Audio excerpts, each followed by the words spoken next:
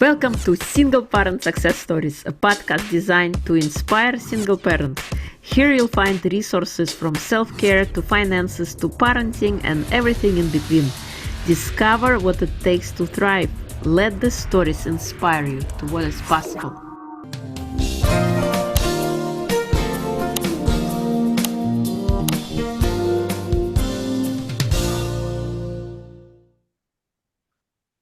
Hello and welcome to Single Parent Success Stories. Today's guest is Monica Beauchamp, and she is a serial entrepreneur, a mom of two incredible boys who love with their entire beings. Even through trials, she knew she is truly blessed that they chose her in this lifetime. She is joining us today from St. Louis, Missouri. Welcome, Monica. It is a pleasure to have you. Thank you so much. Yeah, thank you. So please share with us your story. How did you become a single parent? Was this an accident or a conscious decision? Well, of course, single parenting wasn't what I had hoped for, but yes, it was almost, actually, it was pretty much exactly 2 years ago. I made the decision to separate from my husband because our parenting styles were vastly different, and I saw how it was affecting our children, and I just wanted something better for them. And I actually think it's really helped both of us grow. And it's beautiful to watch. It's beautiful to watch the boys just thrive in a different type of atmosphere. Awesome, great. What were some of the challenges that you faced when you became a single parent? Well, so I actually made a lot of life-changing decisions right around the same time, but just backing up from that, so I separated from my husband, and 2 weeks later, I fell down my basement stairs and broke my ankle. And I remember sitting there and I said, "Oh, no, it can't be broken because I have kids to take care of." And I somehow willed myself to get up. I was actually walking down the stairs to do laundry. So I willed myself to get up, do the laundry, come back and make dinner. And then unfortunately 5 days after that I had another medical crisis that was totally unexpected. So those definitely were challenging times, and those were within weeks of our separation. But add to that, that's my cat that likes to be present. um, okay, go on. Add to that a few months later, I had decided to leave my career of 20 years, and partially because I just felt like I needed to be more present for my children, and focus on them more. And I left without, like, I had a business, but I left without a really solid plan of what I was going to do and how I was going to be able to care for the financially. So I just I had to just kind of leave it at that and decide, I'm making the best decision that I can, and I have to believe that it'll work out. Right. Wow. What the things we do as parents, as single parents, going through the broken ankle and all that stuff. Oh my God. I also have stairs in my home, and one time I was carrying too many things and I slipped. I didn't break anything, but I couldn't really walk properly. I gotta get up. And another time I was carrying my son when he was still a baby. And I knew I'm gonna fall down, because as I was stepping down, I made sure I held him tightly, that he's protected and safe. And once I knew he was safe, I kind of collapsed on the floor. Just as long as he's fine, whatever happens to me, didn't matter. I have a very similar story. Mine was just days old, my second son, and we were walking outside. We were going to go for a walk, and my oldest somehow like stepped in front of me, and I tripped, and I did this like fantastic tuck and roll, and all I knew was I had to protect my little guy, and it's funny because I ended up going to the doctor. But he said, "Well, how did you fall?" And I said, "Gracefully." But the beautiful thing was my son never woke up. Like he was asleep when I was carrying him, and he never woke up through the whole thing. Like I just knew I had to protect him, and I think our angels were protecting him, and that was that. And I had gone to the doctor because I broke my toe in the process. Oh my goodness. Wow. Through the challenges that you faced, uh, how did you overcome those challenges? What had helped you, through your financial troubles, through physical difficulties with falls and stuff like that? What had kept you going, and what had allowed you to, be here today? Well, I think part of what helped me like financially was that I was fortunate. I had been in the same workplace in the same career for 20 years. So I had um retirement. I had a retirement plan, and um I know not everybody agreed with my decision, but I cashed that in, and I lived off of that for a couple of years until I could really figure out like and really get my bearing. But in the midst of that, I had taken um a business course, and that's one thing. Like I've never been afraid to like invest in myself. So I had taken a business course, wasn't really sure where it was going to lead me, but it led me down this path of creating an energy healing program. So I was trying to work on that,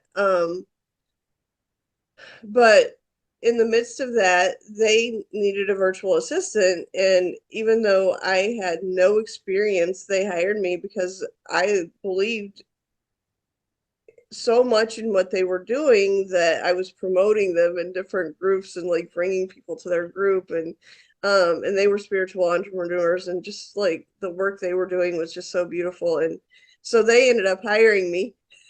And I worked with them for 18 months, and like during that time I just made sure I learned and everything I possibly could about being a virtual assistant. Not because I necessarily plan on having my own business, but I wanted to support them in the absolute best way that I could. And this past March, it just so happened that I took the opportunity to expand, and that's really what's been, I think, the most life changing for us, because that business in 3 months, I was like fully booked and actually scaled that business. So um, while there's been challenges of learning to like balance time with the boys, even though I'm here, it's not always present time, but it's really truly been life changing for us in a financial way. And they're excited to watch it grow as well. Oh, that's incredible. Congratulations. That's Thank amazing. you. Thank you. How did the boys take the separation? Um, yeah, that's always a difficult thing, right?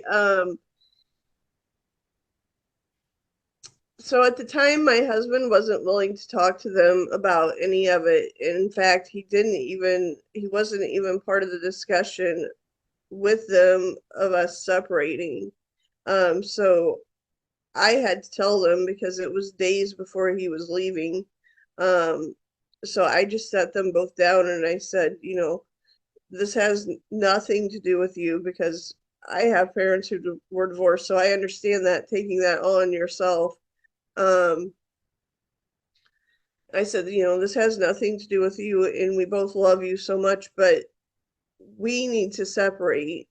And, and I told them, like, we're going to stay here and your dad's going to live elsewhere. And, initially they were okay. And then my oldest has definitely struggled with some anger off and on. But we kind of just deal with it as it comes. My youngest was only 3, so he doesn't really, I don't think he really knows any different. He just knows that we live in the same house we always have, and dad lives in an apartment. And they see him almost daily, so I think that helps too. Like, um, the one thing that I was certain about was that I would never like restrict him from seeing them. Of course, unless we were gone for their activities or something, because when I grew up, I had an absent father, and I knew like I didn't want that for them. I wanted something much better than what I had experienced. Yeah, yeah, understandably. If you had an opportunity to go back in the past, what would you do differently, or what kind of advice would you tell earlier version of you? I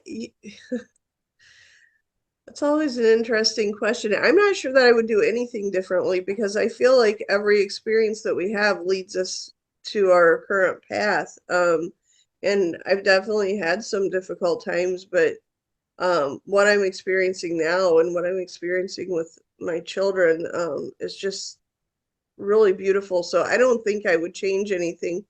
Um, I think as far as advice for my younger self, it um, has more to do with like self-love and fully accepting, being accepting of self. And um, I talk to my boys a lot about that kind of thing too, because they're both on the autism spectrum, and um, especially with my oldest, he's at an age where um, I think he notices it too, but like kids in his peer group are noticing that he's quote unquote different, and it's not always easy for him.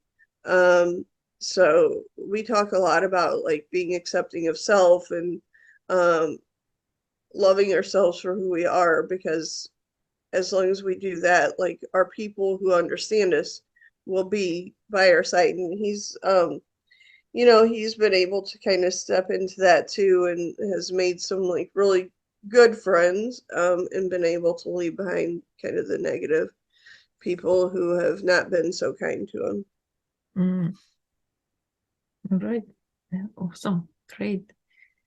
Um, what do you think is the most important trait to instill in a child? I'm sorry, can you say that again? What is the most important trait to instill in a child, I mean, according to you? there's so many, but really, I think everything comes back to love. And I look at my kids and I think about like the lessons that we learn from each other, and um, they just, even though they have challenges and we have challenges, they teach me something from that all the time. And what I know is like they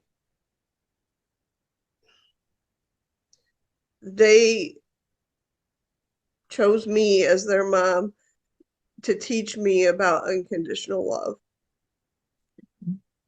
in a way that I had never experienced before. Thank you. Yeah. Love is important, and it is so true. And it all comes back to loving yourself. And then a better version of you shows up to people around you who are in your life. And it is Absolutely. important for children to learn that as well, I think. So thank Hmm. you. What do you think is your superpower? It depends on the day. Um, I think a lot of times, like the trials that we go through teach me patience, and I think that's probably my superpower, is just being present and patient in the moment.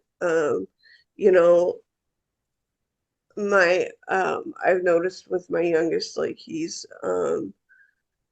summer's different because we don't have routine, and they, well, we do, but it's like a looser routine than the school year, and they really thrive on that routine. And I've noticed some challenges with him, like regulating his behavior. So um sometimes I just have to be incredibly patient. And I know some people look at us and wonder like why I respond in the way I do. But for example, yesterday he was having a really difficult time regulating his behavior, and he was hitting me. And um, it actually ended with him. They both love their tablets, and it ended with him throwing his on the concrete. And you can imagine the concrete one. But um, through it all, like while he was hitting me, I just like I grabbed him and I just held him in a hug, and I just waited until I could literally feel his body relax. But if I get amped up in that moment um, and show my impatience, then it just escalates more and more. So I really feel like patience is something that I have learned to exhibit with both of them. Yeah, yeah, I think patience is very important. I Mhm. thought I was very patient until one day my, I think she was 2 year old, uh, removed all the keys from the keyboard. I didn't know you could do that, but apparently you can. And I was very, very patient before I had,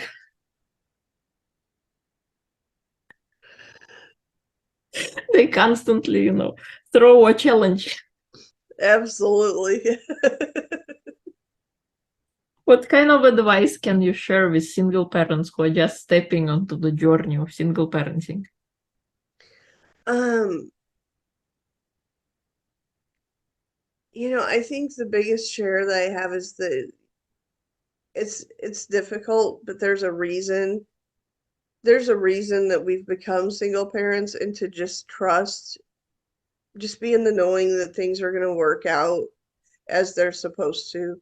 Um, I look back on our journey and I think about like um, every step that it's taken to get here, and kind of I'm able to envision the future. And I know, like, I just have to trust that what's meant to be will be, and we just try to enjoy like every moment through it. Mhm. Yeah, you're right. You're right. For me, it was defining what the normal is because everywhere around me I saw complete families, and there was I didn't know what is normal. What is this? Like, what are you supposed to be? Yeah, well, and for me, normal was actually, I feel like this is was my normal because growing up, I grew up in a single parent household, so I didn't really know what it was like to have two parents. So this isn't like abnormal for me, but also the other part of that is my oldest was diagnosed. So my oldest has had several medical challenges in addition to being on the autism spectrum. And he was given that diagnosis when he was like 2.5, I think. And then my youngest is also on the spectrum, and he was also diagnosed very young because of his brother's diagnosis. He was in an infant monitoring program that we started at 6 months, so they were able to really watch his growth and those patterns. So um, I think normalcy was thrown out the window when they were very small because we didn't know what the future would be. So like I discarded, well, I grieved normalcy. And then I discarded that idea a long time ago. And I just decided like we have to embrace every moment. And we really do, like, even through the most challenging times. Like, I talked about financially struggling through, for like almost 2 years. But what I realize is like we can have fun, and there's a lot of things to do that don't cost money, and fun is one of them. So true. What had helped you the most on your journey, do you think? Hmm.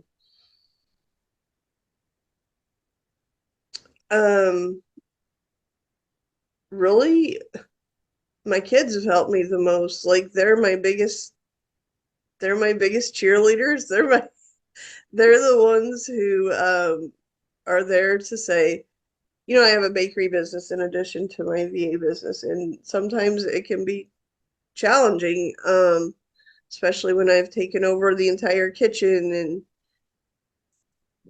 like um it's just far from normal, we'll put it that way. And there are times that I'm like, maybe this business isn't what I want to do, and they are like my biggest fans. They're like, no, you're really good at it. We want you to stay in it. So they're like my little cheerleaders, and on the bad days, they're there to, pick me up, and I'm there for them. And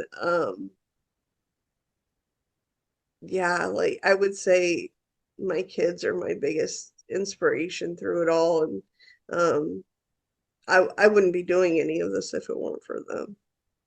Yeah, that's amazing. That's awesome. Especially on the bad days when you need to speak me up, you have somebody in your corner. Hmm. Hmm. Uh, What's next for you? What any fun projects you're working on that you like to share? What's next for me? I never really know what's next for me. I'm So I'm continuing in my baking business. I actually have some plans to talk to the school board soon, like in the fall, maybe winter. I haven't decided yet. To talk to them about incorporating my energy healing program into schools, because what we do is I use baking as a means for um, really people of all ages, but to do some emotional release work. And we do it through working with dough. I've incorporated a lot of work through pizza dough, because who doesn't like pizza? Um, and I've really just discovered kids don't have an outlet, a healthy outlet to release emotions. They don't either don't have the opportunity, or they don't know how. And that's something I really struggle to watch. You know, I received a letter from the school, and just based on the way it was written, I know I'm certain that this child, who was very young, not much older than my son, completed suicide over the summer. And I look at that and I think, if there's any way that I can help kids of that age to deal with their emotions, like, I want to do that. And I actually introduced it in a very small way um, to the school last year. And my oldest son has a social skills teacher, and he goes to a social skills group. So I talked to her about it.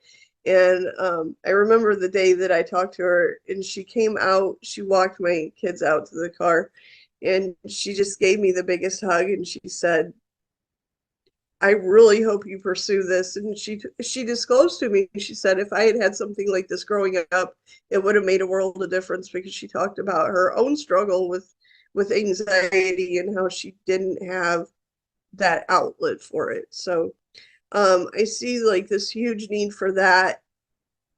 So I'm gonna work on introducing that into schools. And then my other passion, of course, even though I left the career, my other passion has always been mental health and substance use disorder, working with those individuals.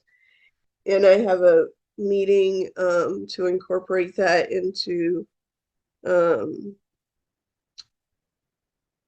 working with people who are in the court system, who deal with substance use disorder.